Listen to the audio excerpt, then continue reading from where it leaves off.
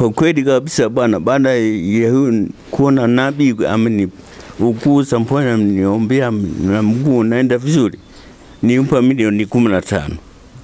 Nikasema hivi, bwana, milioni 5 hii nakupa bure tu, utumia basi kwa sababu sio ni kwa wakufa. Sasa nimepona, chukua milioni 5, chukua. Ila hii milioni 10 utanipa kidogo. Lakini utafute angalau kwa nyumba uwe unakaa pale, sio kila siku tunatoa hela mfukoni, uwe na kanyumba kako. Kwa ndio. Sasa nifikiri nyumba aliyekuwa anakaa pale kanisani, nifikia kwa kumbe alikodi. Ndio hivyo bwana.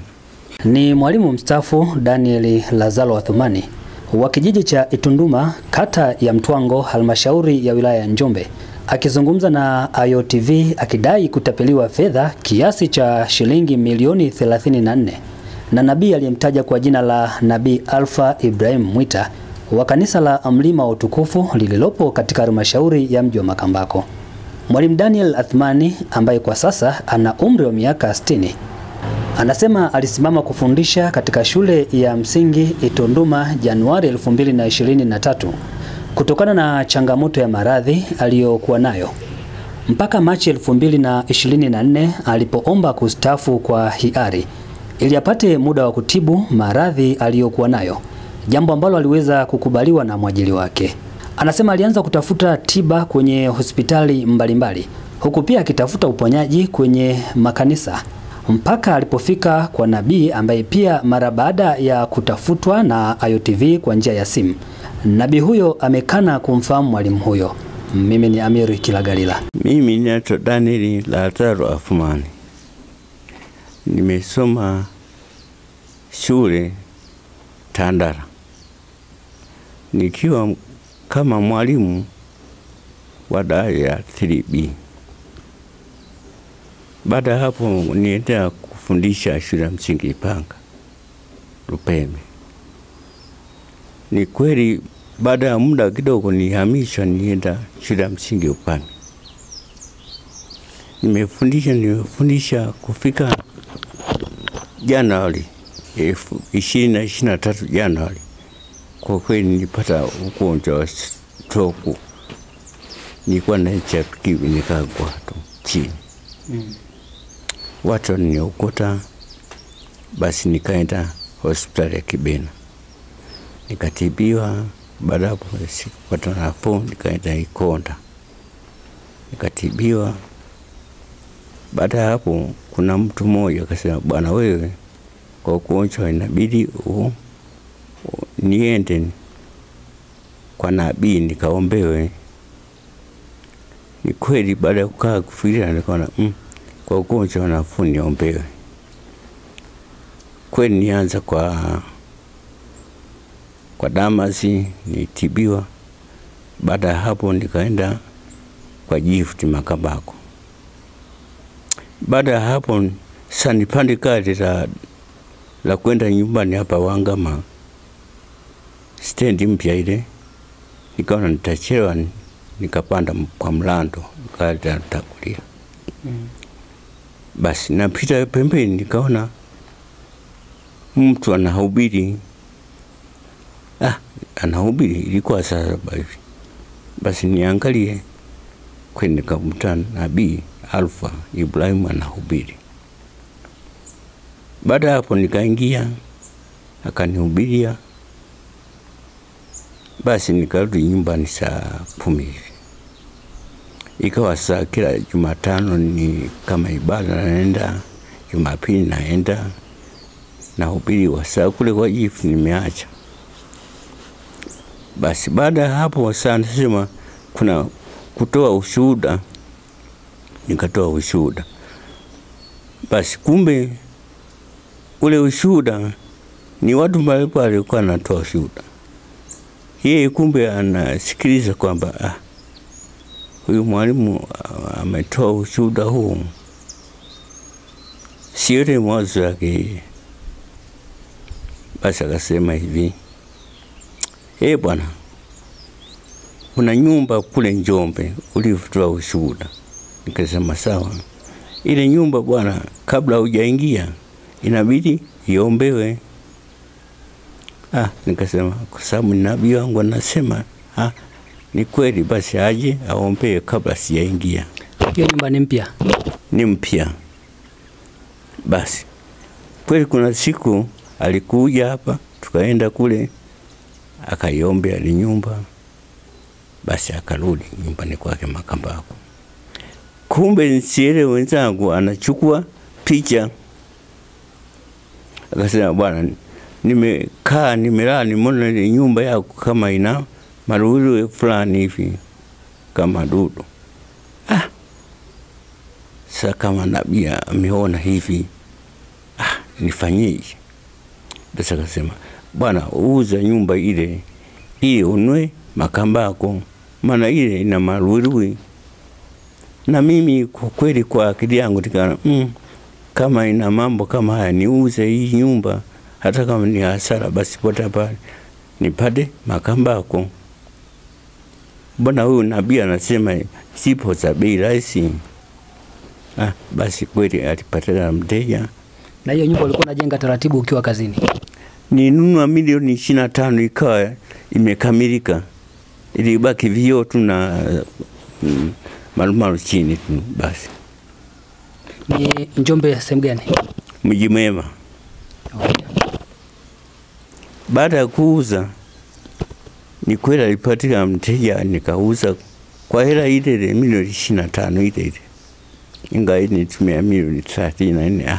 Basi nikaona pota hapa niuze hiyo, kwa sababu huku alisema zipo zinapatikana kwa milioni 12. Basi ni kweli nyumba ile niliona, na hizo pesa kweli singia kwenye akaunti ya kwangu. Basi akasema hivi, chukua bwana, kwa sababu kule Makambako tutachelewa, maana hii sera ni nyingi, kuchukua ndani itakuwa kazi. Chukua hapa Mchombe. Kweli baada ya kuingiza yule jamaa nikachukua zile hela milioni 15 kwanza kianzio. Baada ya siku 2-3 anachukua napata zile milioni 10 nyingine.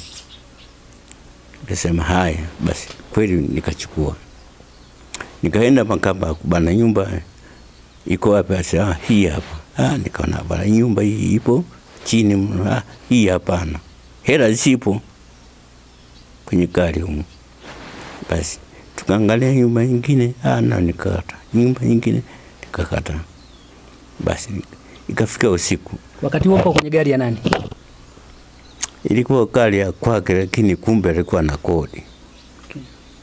Basi nikasema bwana, sawa, ni siku naweza nikavamia nini, wewe mwenzangu hela weka kwenye akaunti yangu, kwa sababu mimi ni usiku. Kwa hiyo asubuhi bwana ingiza kwenye akaunti yako, utaniambia kama nipata nyumba hiyo. Basi akasema umesema la maana. Tukafanya hivi. Basi siku 3 hivi akasema bwana, mwezio nimefiwa, nipo Arusha. Umefiwa nani? Na shemeji.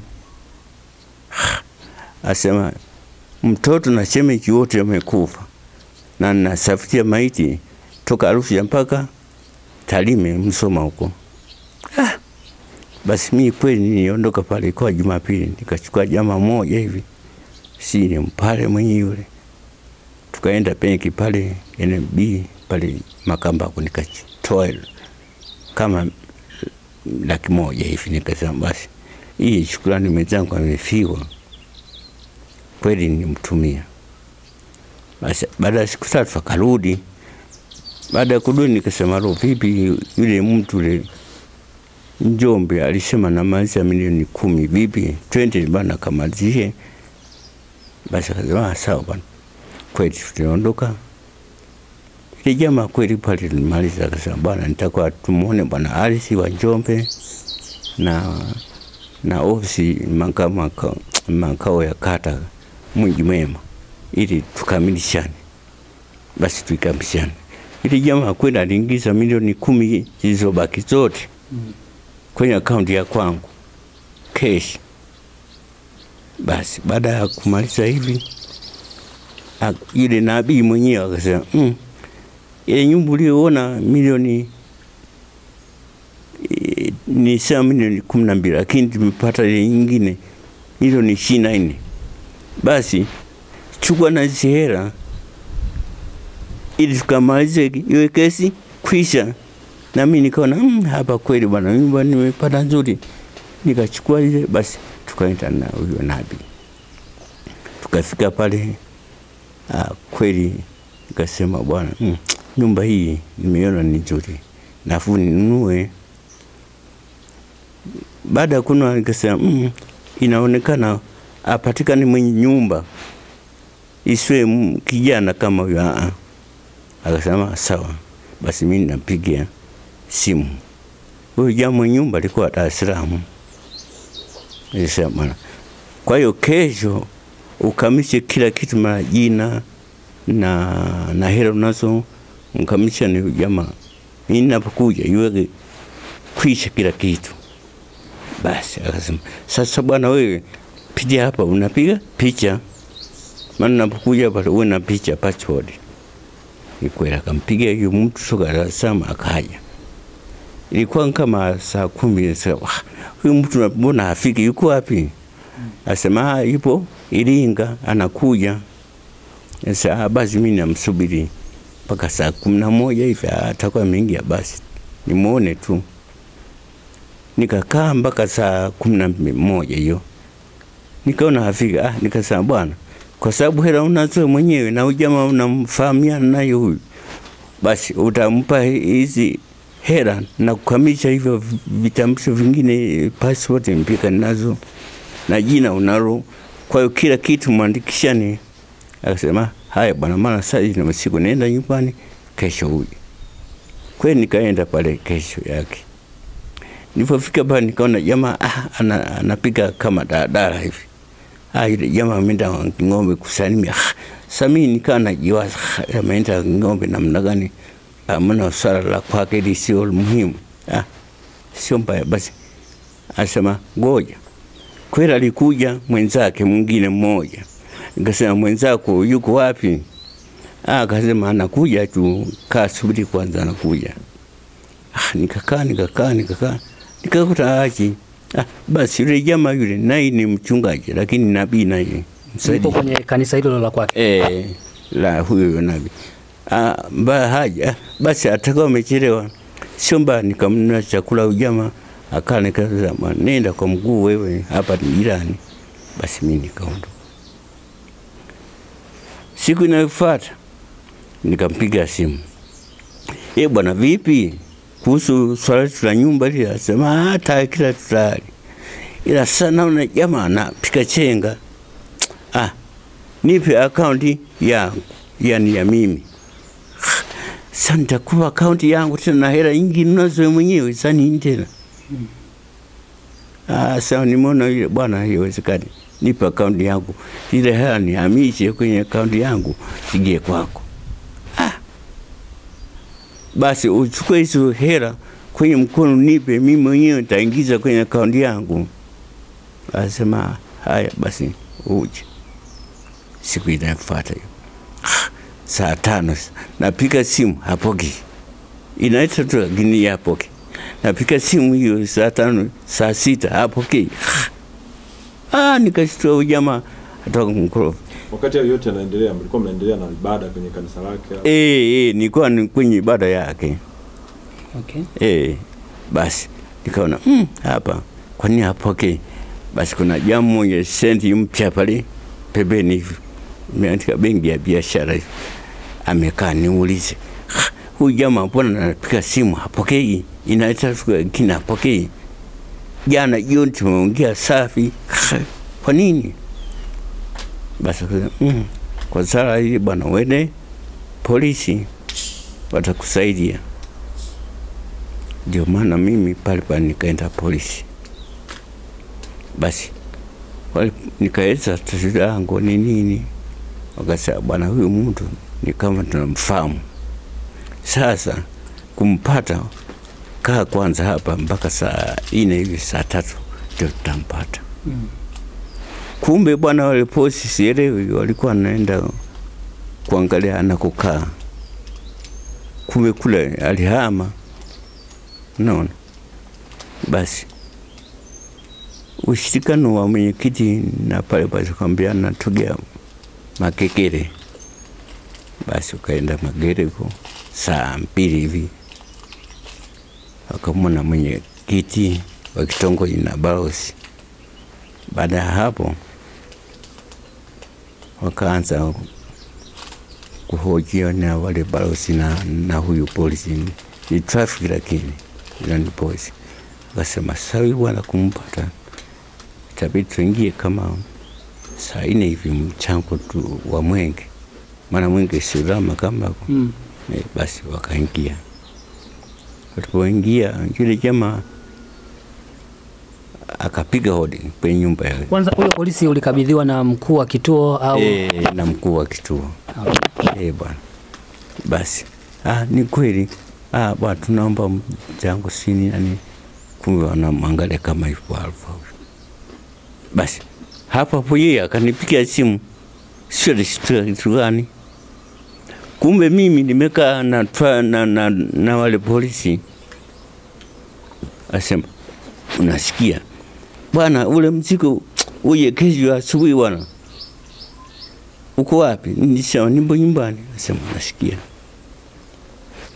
Basi nikakata simu.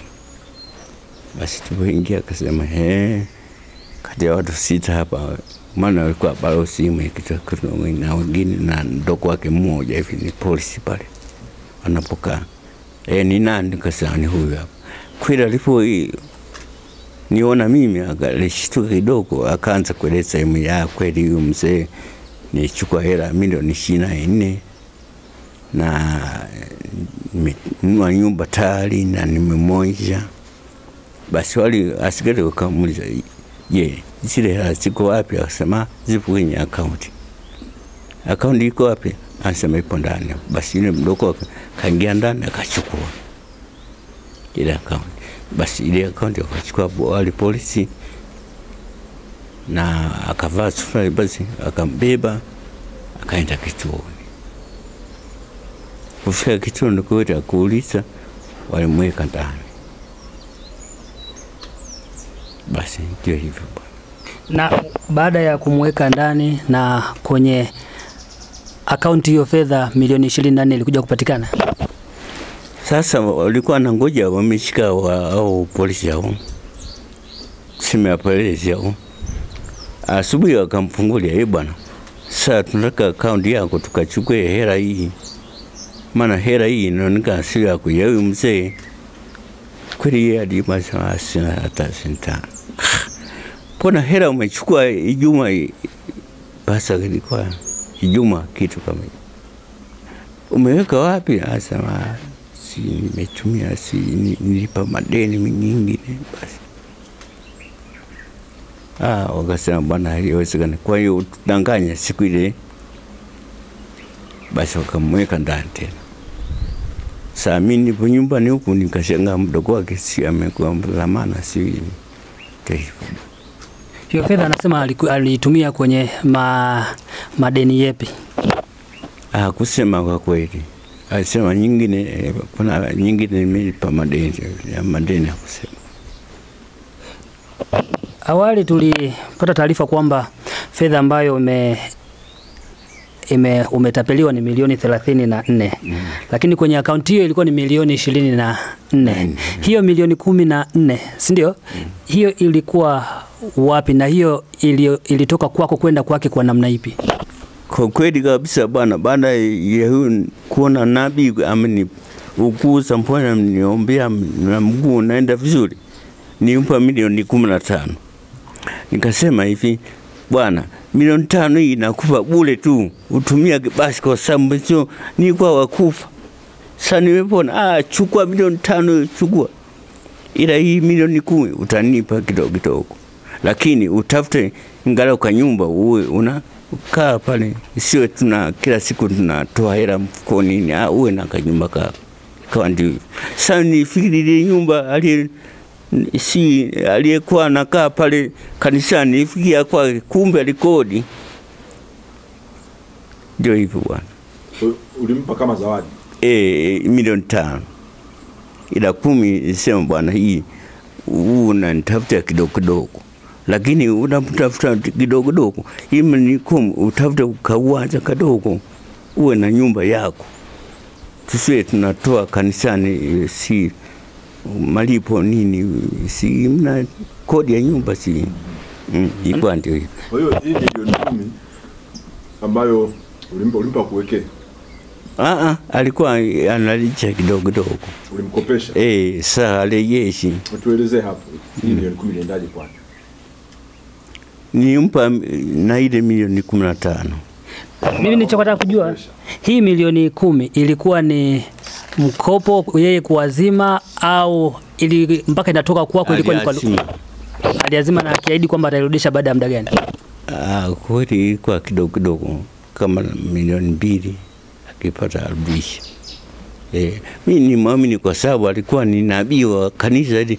Mimi ni muamini bwana. Ndio hivyo. Kwa jumla yote ndio ikawa 34. Kwa upande wangu sijawahi kupokea pesa ya mtu. Labda yeye unaweza kukaa naye chini ukamuuliza hiyo pesa alimpa nani, na mimi atakueleza vizuri zaidi. Lakini kwa upande wangu mimi kama mimi sijawahi kubeba pesa ya mtu. Lakini huyu unamfahamu vizuri huyu mwalimu? Anaitwa mzee nani? Anaitwa Mwalimu Daniel Lazaro. Daniel Lazaro. Mbona mjeto Daniel sasa mbona mjua? Anasema yeye alikuwa ni muumini wako kanisani kwa siku kadhaa. Inawezekana baada ya kumuona, kwa sababu alikuwa ni muumini wangu, naweza nikamjua kuliko kuwa naongea kwenye sababu simuone. Lakini wewe huna tuma hizo? Mimi mtu ambaye namjua ambaye ni muumini wangu, nilikuwa namuona kama muumini wangu, alikuwa anakuja kanisani, mwishoni akasema kwamba amenipa pesa. Anaitwa Damian, sio Daniel kama unavyosema wewe. Mimi ndo nalijua, lakini tofauti na hapo sijui, lakini sio kwamba alinipa pesa. Mimi alinipa pesa, labda muulize vizuri hiyo pesa alimpa nani. Kama ndio huyo Damian, basi naamini ya kwamba ni swala ambalo lipo katika uongozi, na naamini ya kwamba na sisi tunategemea viongozi wetu wa nchi. Sasa huyu muumini ambaye pengine alikuwa muumini wako kanisani, yeye anadai kwamba kuna fedha ambazo mlikubaliana kwamba kwa ajili ya ununuzi wa nyumba, na anasema baada ya kushindikana, baada ya kufanikiwa wewe kumuombea na akapona, kwa sababu alikuwa anasumbuliwa, anasema alikupa kiasi cha shilingi milioni 5 kama sehemu ya asante. Sijui kama una kumbukumbu zozote kuhusu mtu wa aina hii? Hapana, mimi sijui kwa kweli hilo swala. Sijui kabisa. Uko Makambako sehemu gani na kanisa lako linaitwaje? Kwa sababu pia siwezi kujieleza sana kwa sababu siwajui, afu msijawahi kuona na namba nyingine kwenye simu yangu. Iko tuma ambayo imeelekezwa kwako, ndio maana tunataka kujua kwamba kuna ukweli kiasi gani na kwa namna gani pengine wewe ulishirikiana na huyu mzee kwa ajili ya kumnunulia hiyo nyumba, na tunataka kujua umefikia wapi kwenye manunuzi ya nyumba hiyo. Maana yake anasema hela zote ziliingizwa pia kwenye akaunti yako. Mimi nilikuwa nafikiria kwamba yeye mngepata nafasi ya kuongea naye vizuri, labda angeeleza pesa alimpa naye, na ndio maana ametupa haya maelezo. Ndio. Mimi sijui chochote swala hilo. Na huyo Damian ambaye unamtambua bado anaabudu kwenye kanisa lako? Ndio, ambaye namjua bado ninamuona kanisani. Na wewe huduma yako unatolea Makambako sehemu gani, na mpaka sasa hivi pengine mmechukua hatua gani kwenye jambo hilo? Mimi niko Makambako na bado nafanya huduma Makambako. Mimi na sisi kujieleza sana kwako, ni vyema kama nikipata nafasi niweze kuwa ni tuweze kuongea jambo hilo.